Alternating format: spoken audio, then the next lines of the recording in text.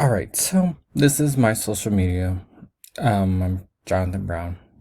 I'm gonna go over a few things that I learned this week.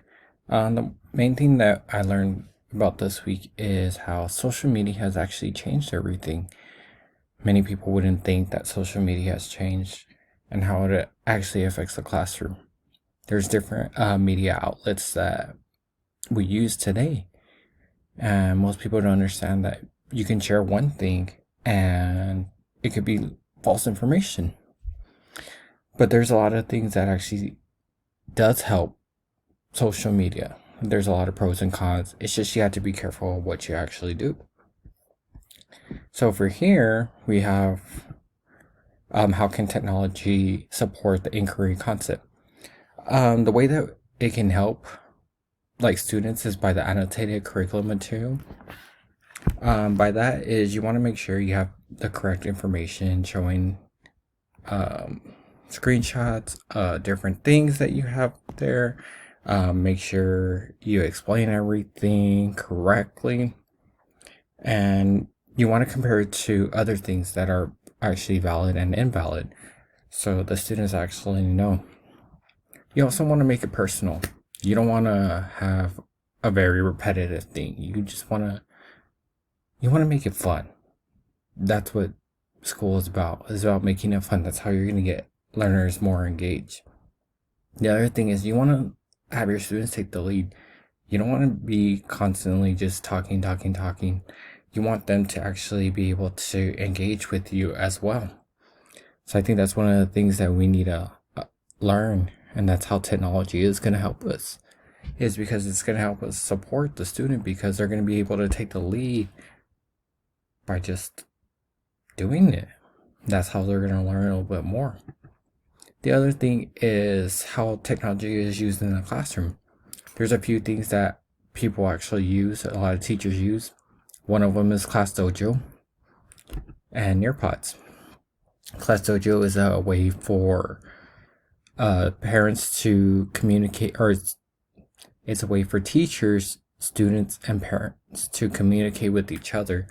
And it's a fun little active thing where kids actually learn, or kids actually earn points. And depending on if they pay attention, if they turn in their lesson, if a teacher needs to communicate something with the parents right away, he or she can send a message real quick, and it's like a group messenger. The other thing is the Nearpods. This slide might be blank, but let me show you. So Nearpods is like a little online tool set up for teachers. So over here, they can have like interactive lessons. So in this one, so if I go here, edit it. So this one right here is the one we're actually viewing. So if I create a new one, I can do a lessons, I can do a Google Slides. So let's look at the lessons. So here I can create a slide and it talks about different slides, web contents, interaction field trips. They have videos that are credible. So you have different ones from health to technology. There's different ones. And then the cool thing about it is it also has activities. So they have a collaborative board, and then if you wanted to, you can actually do like a quiz for it. So here's a quiz that you can actually do it. And then after that, you can go over here and you can share it with people. You can see how many students are actually going, stuff like that. And then you can have the students learn. How does the integrated technology support your learner's process for learning? It's pretty much resources. There's many different resources. It can be a primary or secondary research, visual cues for visual learners, virtual manipulative for math, reading, and writing for early childhood education. And it's self-paced, and students have advanced access to online resources. How does the integrated technology support the learner's evidence and final product of learning? It increases their comprehension on concepts. It has a higher order of thinking for students. It has a strong class discussion. You have evidence of primary and secondary research or resources and the opportunity to research more about topics. and then you have your references. So, in the end, technology has always been a factor. Social media has always been there. It's just how we use social media.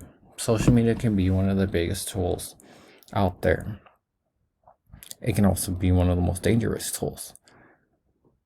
We just have to be careful on what we're actually posting and what students are actually seeing, because someone in another country could be saying some information that's remotely not even true.